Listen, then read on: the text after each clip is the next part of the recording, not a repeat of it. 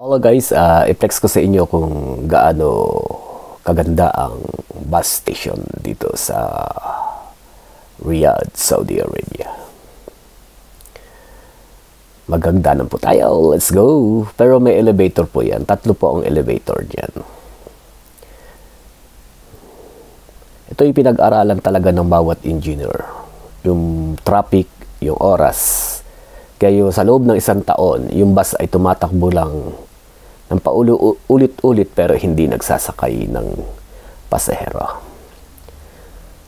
Pagkatapos din na pag-aralan, saka ito ay nagsakay na.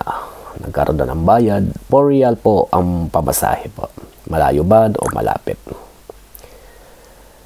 May sariling daanan po ang bus.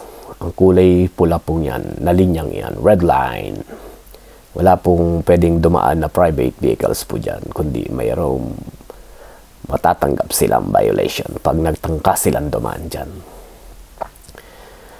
Ayan guys, kung gusto mong sumakay sa bus na ito ay bumili ka ng card dito rin sa station na to. At dito rin pwede mong lagyan ng load ang iyong card. Para sa pagsakay mo ng bus, i-ano mo lang sa machine, tutunog na yan. Wala pong cash po dyan. Bawal po ang cash. Ayan. Sana naging ganito rin ang Pilipinas na pag-aralan sana. Para mapabilis ang daloy at mapabilis ang pagpasok ng mga pasahero sa kanilang mga trabaho. Amazing, di ba? Sadyang napag-aralan. Ayan. Napakagaling. Maraming salamat po. Thank you so much. Bye-bye.